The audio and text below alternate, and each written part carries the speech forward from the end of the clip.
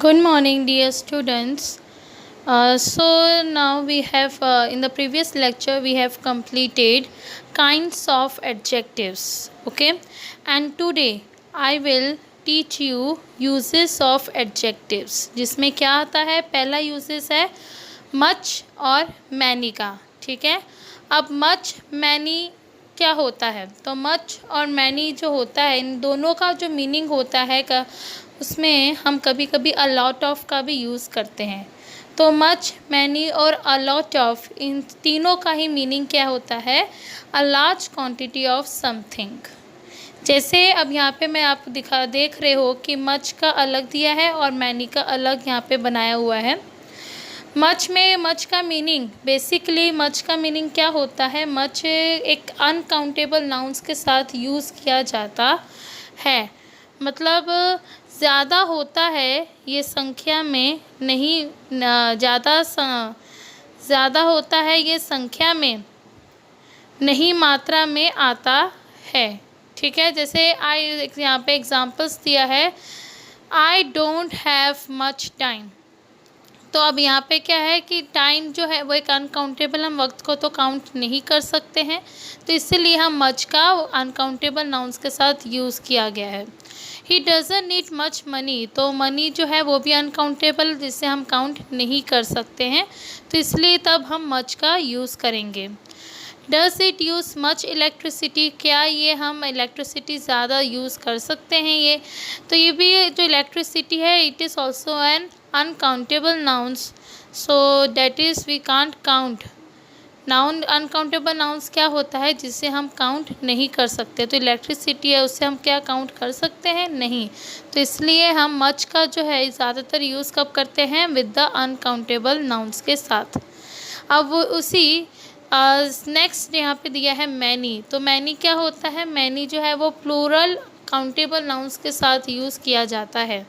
जैसे the examples है, there aren't many chairs in the room. तो चेयर्स है, मतलब वो प्लूरल भी है और हम चेयर्स को काउंट भी कर सकते हैं. ठीक है, तो इसलिए मैं उसके प्लूरल काउंटेबल नाउन्स के पहले हमने क्या लगाया है, मैनी का यूज़ किया है. ठीक है, नेक्स्ट एग्जाम्पल है, I don't have many friends. तो फ्रेंड्स जो है उसे हम काउंट कर सकते हैं, तो इसीलिए हम फ्रेंड्स के आगे मैनी का यूज़ करेंगे. Do you think many people will go. तो ये जो पीपल है, ये भी एक प्लूरल में आता है, ज़्यादा, एक से ज़्यादा की बात की गई है, और एक काउंटेबल भी है, क्योंकि हम पीपल लोगों को काउंट कर सकते हैं इसलिए. और पीपल के पहले ही हमने क्या यूज़ किया है, मैनी का. ठीक है, तो इसमें नीचे आपके पॉइंट्स क्या दिए हैं कि much and many are mainly used in the negative sentences and questions. मतलब जो मच और मैनी हैं उसे हम ज़्यादातर कब यूज़ करते हैं, नेगेटिव सेंटेंसेस या फिर क्वेश्चंस जो हम पुट आउट करते हैं. With affirmative sentences we normally use a lot of instead of much या मैनी. यानी कि जो मच मैनी का जो यूज़ होता है वो ज़्यादातर, नहीं तो हम कभी कभी उसमें नेगेटिव सेंटेंसेस के लिए भी यूज़ किया जाता है और क्वेश्चंस पुट आउट करने के लिए भी यूज़ किया जाता है. किसके साथ, विद अफर्मेटिव सेंटेंसेस के साथ. पर कभी कभी क्या होता है कि हम जो है मच मैनी की जगह हम अ लॉट ऑफ का भी यूज़ करते हैं. ठीक है, next, and much and many with negative statements and questions. यानी जो मच और मैनी है उसे हम नेगेटिव स्टेटमेंट्स और क्वेश्चंस के लिए भी यूज़ किया जाता है. जैसे मैं आपको एग्जांपल देती हूँ, मच का ही देती हूँ, क्वेश्चन कैसे हम पुट आउट करते हैं, how much sugar do you want. यानी कि आपको शुगर कितना चाहिए, कितना, तो कितना चाहिए शुगर. तो शुगर है वो भी, हम जो शुगर है वो हमने एक अनकाउंटेबल नाउन है, तो इसलिए हमने उसके पहले मच का यूज़ किया है. ठीक है, अब मैनी का क्या हो जाएगा कि how many pens did she need to write. अब मैनी के बाद क्या यूज़ किया है हमने, पेन्स का यूज़ किया है, जो कि एक प्लूरल काउंटेबल नाउन्स है. पेन्स है और उसे वो हम काउंट कर सकते हैं, तो इसलिए हमने पेन्स के पहले क्या लगाया है, मैनी लगाया है. ठीक है, अंडरस्टूड. अब यहाँ पे क्या होता है कि we can drop the noun after much and many if the meaning is clear. कभी कभी क्या होता है कि हम मच और मैनी के बाद नाउन भी हम लिखा जाता है ताकि उसका जो मीनिंग है वो क्लियर हो सके। जैसे फर्स्ट यहाँ पे एग्जांपल दिया है, I haven't eaten much today. अब मैंने मच जो है ईटन, अब मैंने क्या नहीं खाया, तो ये तो बेसिकली तो समझ में आ ही जाएगा कि फूड। अब इसलिए मच जो है वो हमने किसके लिए यूज़ किया है, फॉर फूड, मतलब आज मैंने ज़्यादा खाना नहीं खाया। तो जो खाना है वो भी एक अनकाउंटेबल नाउन है, तो इसलिए हमने यहाँ पे अनकाउंटेबल नाउन फूड जो है उसके पहले हमने मच का यूज़ किया, जो कि ऑटोमेटिकली इसका मीनिंग क्लियर करता है। ओके, कि आज हमने क्या नहीं खाया, मतलब मैंने आज खाना नहीं खाया इसलिए। ओके, नेक्स्ट एग्जांपल है, we looked for mushrooms yesterday but we didn't find many. अब यहाँ पे देखिए जो मैनी अब हम कब यूज़ करते हैं, जैसे मैंने आपको बताया प्लूरल काउंटेबल नाउन्स के साथ। अब यहाँ पे जो मैनी मशरूम्स, अब जो मशरूम्स है वो पता तो चल ही रहा है कि जिससे हम काउंट कर सकते हैं, बिकॉज वो प्लूरल फॉर्म में दिया हुआ है इसीलिए। तो इसलिए हम जो मैनी है उसके बाद हम क्या यूज़ करेंगे, मशरूम्स। तो जो भी काउंटेबल नाउन्स होते हैं जो प्लूरल होता है उसके पहले हम क्या लगाते हैं, मैनी का यूज़ करते हैं। और इससे क्या होता है कि एक मीनिंग क्लियर बनता है, और जब हम मच मैनी के बाद क्या लगाते हैं, नाउन लिखते हैं तब। Okay, understood. अब हम नेक्स्ट देखते हैं, that is each and every. अब ईच और एवरी का किस तरीके से यूज़ किया जाता है एडजेक्टिव्स के अंदर, वो अभी हम डिटेल में पढ़ेंगे। अब पहला दिया हुआ है ईच, तो ईच का प्रयोग दो या दो से अधिक में से प्रत्येक को सूचित करने के लिए होता है। यानी हम ईच का यूज़ कब करते हैं, जब दो या दो से अधिक होता है तब हम उस ईच का यूज़ किया जाता है। जैसे एग्ज़ाम्पल है, each stone in this temple is marked, यानी कि हर एक स्टोन जो है वो टेम्पल में मार्क किया हुआ है। हर एक स्टोन यानी हर एक पत्थर, समझ में आया। तो यहाँ ईच जो है वो एक एडजेक्टिव है जो स्टोन के बारे में बताया जा रहा है, जो कि नाउन है। स्टोन क्या है, वो एक नाउन है। कर रहा है कि प्रत्येक पत्थर में चिन्ह लगा हुआ है। ओके, यानी कि यहाँ पे आपको जो ईच के बाद यहाँ पे जो स्टोन है वो एक नाउन की तरह नाउन यूज़ किया हुआ है, और इसीलिए हमने नाउन से पहले यहाँ पे क्या लगाया, ईच, जो कि एक एडजेक्टिव भी है। नेक्स्ट एग्जाम्पल है, there are 10 boys and each has a ball. मतलब अर्थात 10 लड़के हैं और प्रत्येक के पास एक गेंद है। ओके, मतलब इसमें क्या बोला है कि 10 लड़के हैं और हर एक के पास क्या है, बॉल है, एक एक गेंद है हर किसी के पास। यहाँ प्रत्येक का अर्थ है प्रत्येक लड़का, प्रत्येक मतलब हर एक लड़का। ओके, लेकिन ईच के बाद दोबारा यहाँ पे बॉय का उल्लेख नहीं किया गया है। ईच के बाद यहाँ पे दोबारा बॉयज़ का यूज़ किया है क्या, यहाँ पे देखिए ईच के बाद यहाँ पे बॉयज़ का यूज़ किया है, नहीं किया है। ओके, तो इसीलिए यहाँ पे ईच के बाद दोबारा बॉय का उल्लेख नहीं किया गया है, क्योंकि लड़का नाउन है, नाउन का काम भी ईच कर रहा है, क्योंकि जो लड़के का जो नाउन का जो काम है वो भी ईच ही कर रहा है। इसीलिए ईच यहाँ एक प्रोनाउन है, क्योंकि वह शब्द जो नाउन के बदले में आता है वह प्रोनाउन है। जैसे आपको पता है कि जो हम नाउन की जगह पे क्या यूज़ कर, जो ताकि नाउन जो है वो रिपीट ना हो सके, इसलिए हमने उसकी जगह क्या यूज़ किया है, pronoun.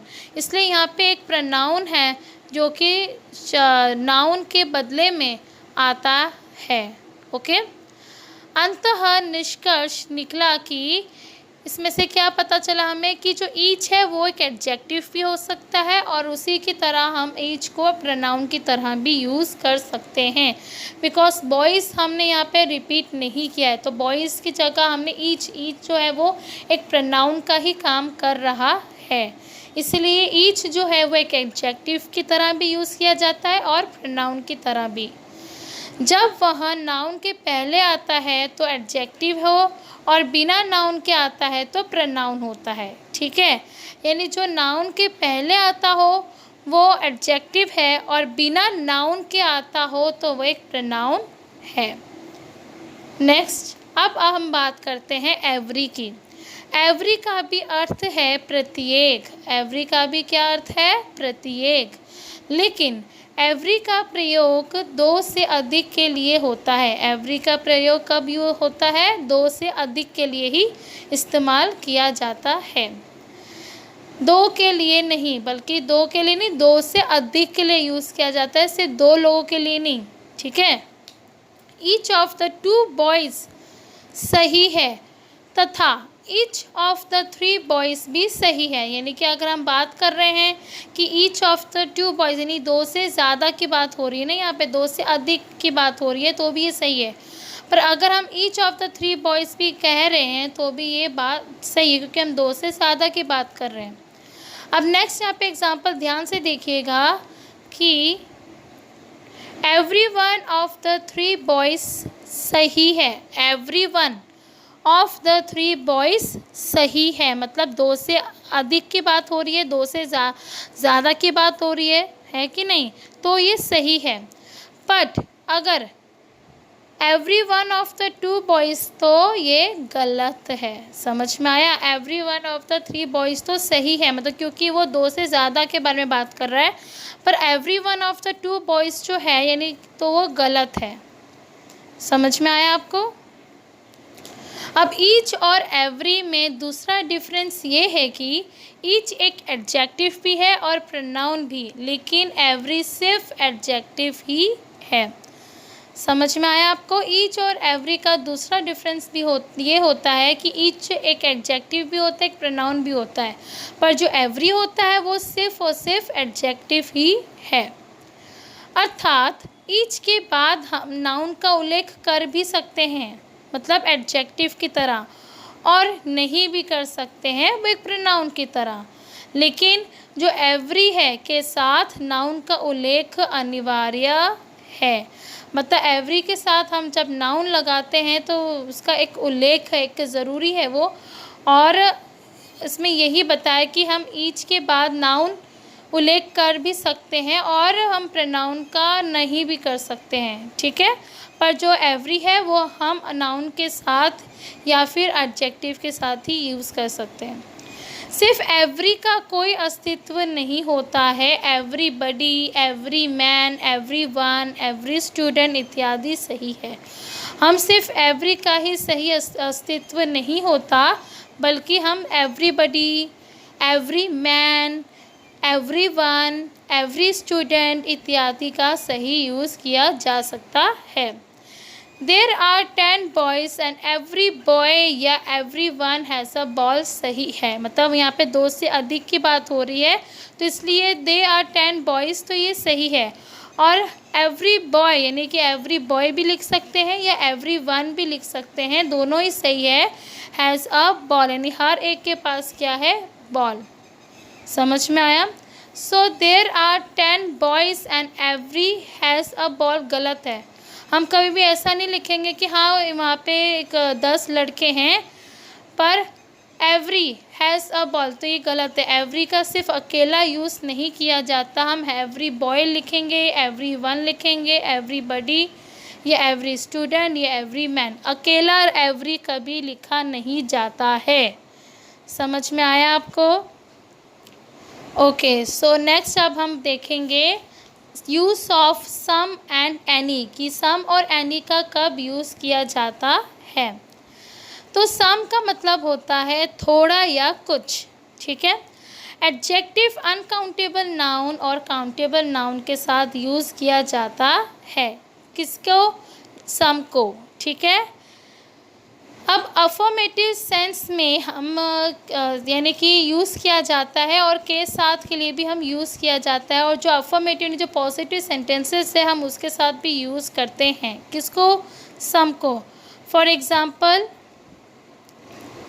I have some toys, तो यहाँ पे क्या है, जो टॉयज़ है वो एक काउंटेबल नाउन है, तो इसलिए हमने यहाँ पे उससे पहले सम का यूज़ किया है। ठीक है, और एक अफर्मेटिव भी बनता है। आई हैव सम इन्फॉर्मेशन, मेरे पास कुछ इन्फॉर्मेशन है, या मेरे पास थोड़ा इन्फॉर्मेशन है या कुछ इन्फॉर्मेशन है। तो ये जो इन्फॉर्मेशन है वो एक अनकाउंटेबल नाउन है, या सॉरी काउंटेबल नाउन है, तो इसीलिए हम उसको काउंट, मतलब जो इन्फॉर्मेशन हमारे पास आई है उससे तो हम काउंट कर ही सकते हैं। अब नेक्स्ट जो है यहाँ पे दिया है थर्ड में, आई हैव सम फूड, तो फूड जो है डेट इज़ अनकाउंटेबल नाउन, तो उसे तो हम काउंट, खाना है तो उसको तो हम काउंट नहीं कर सकते, तो इसलिए मेरे पास कुछ खाना है, कुछ है। ठीक है, तो कुछ जो होता है ये हम एक quantity as well as number के साथ यूज़ किया जाता है, और ज़्यादातर अफर्मेटिव सेंटेंसेस के साथ। ठीक है, and also we use them for some adjectives. Okay, so next अभी हम देखते हैं एनी। अब जो एनी का हिंदी का होता है, हिंदी में कहा जाता है कोई, और इसे हम नेगेटिव सेंस में यूज़ किया जाता है, तो नेगेटिव सेंस में अनकाउंटेबल नाउन या काउंटेबल नाउन के साथ। Okay, for example I don't have any sugar, मतलब मेरे पास कोई शुगर नहीं है, तो ये यहाँ पे क्या हो रहा है कि एनी जो है वो हम एक नेगेटिव सेंस में यूज़ कर रहे हैं। ओके, मतलब मेरे पास नहीं है, ओके, शुगर नहीं है। यूजुअली इंट्रोगेटिव में यूज़ करते हैं, मतलब हम जो एनी जो है हम नेगेटिव सेंस में और इंट्रोगेटिव सेंटेंसेस दोनों में ही यूज़ किया जाता है एनी का। ठीक है, अब हमें आपको एग्जांपल दे रही हूँ इंट्रोगेटिव सेंटेंस का, तो उसमें दिया हुआ है do you have any sugar, तो अब यहाँ पे इंट्रोगेटिव सेंटेंस में भी हम यूज़ कर रहे हैं कि क्या आपके पास थोड़ी शुगर है, कोई शुगर है आपके पास। ठीक है, तो इसमें यही हो रहा है कि जो एनी का यूज़ होता है वो हम कब यूज़ करते हैं, नेगेटिव सेंटेंसेस और इंट्रोगेटिव सेंटेंसेस दोनों के साथ, चाहे वो अनकाउंटेबल नाउन या अनकाउंटेबल दोनों के साथ यूज़ किया जाता है। समझ में आया आपको? तो अब मैं आपको लास्ट जो है यूज़, वो that is use of little and few, उसका मैं आपको एक वीडियो समझाते हुए वीडियो दिखाऊंगी। ठीक है, और इसके बाद आपका ये जो चैप्टर है एडजेक्टिव्स का वो कंप्लीट होता है, और कल मैं आपको इसकी एक्सरसाइज भी भेज दूंगी। ठीक है, अभी आप लिटिल और फ्यू का एक वीडियो देख लीजिए। करते हैं लिटिल वर्सेस फ्यू। अब ये जो दोनों ही वर्ड्स हैं, दोनों ही वर्ड का एक तरीके से मीनिंग ये होता है जब हम कुछ कम अमाउंट में कोई चीज की बात करते हैं, तो कंफ्यूजन ये है कि भाई लिटिल कहाँ यूज करें और फ्यू कहाँ यूज करें। तो यहाँ पे हमें ये ध्यान रखना है कि जो लिटिल है ये हमेशा यूज होता है नॉन काउंटेबल नाउन्स के साथ। तो जिन नाउन्स को हम एग्जैक्टली काउंट नहीं कर सकते हैं, ऐसे नाउन्स के साथ हम यूज करते हैं लिटिल। जैसे कि कुछ नाउन नॉन काउंटेबल नाउन के एग्जांपल्स हैं, जैसे स्पेस, जगह। जगह को हम काउंट नहीं कर सकते। हम ऐसा बोल सकते कि भाई कम जगह है, ज्यादा जगह है, लेकिन हम ये नहीं बोल सकते कि 20 जगह है, 40 जगह है, राइट। तो स्पेस जो है ये नॉन काउंटेबल नाउन है। उसी तरीके से अगर हम बोले ऑनेस्टी, ऑनेस्टी को हम काउंट नहीं कर सकते हैं, राइट। ऑनेस्टी एक एब्स्ट्रैक्ट नाउन है, इसको हम काउंट नहीं कर सकते हैं, तो ये भी नॉन काउंटेबल नाउन हो गया। उसी तरीके से अगर हम बात करें इनफैक्ट शुगर की, तो शुगर जो है उसको हम काउंट नहीं कर सकते। भले हम ऐसा बोल सकते हैं कि भाई give me 5 tablespoons of sugar, but sugar को हम काउंट नहीं कर सकते हैं, करेक्ट। तो ये सारे जो है ये हो गए नॉन काउंटेबल नाउन्स। और जहां पे भी नॉन काउंटेबल नाउन के साथ आपको लिटिल या फ्यू लगाने का ऑप्शन है, तो आप हमेशा इसके साथ लिटिल लगाएंगे।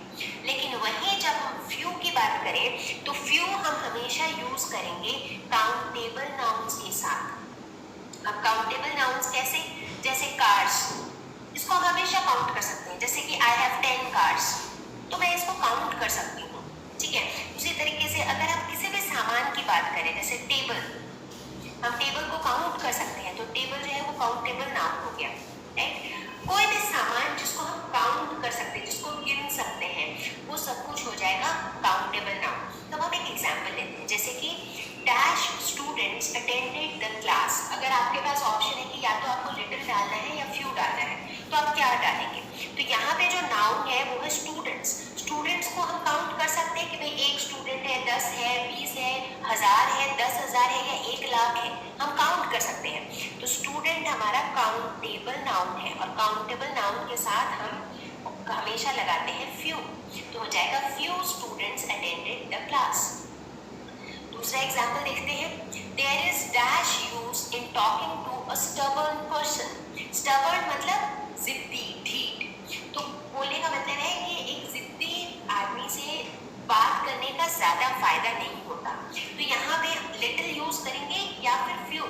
तो यहाँ पे जो वर्ड यूज होगा वो यूज हो रहा है इस वर्ड के साथ, यूज।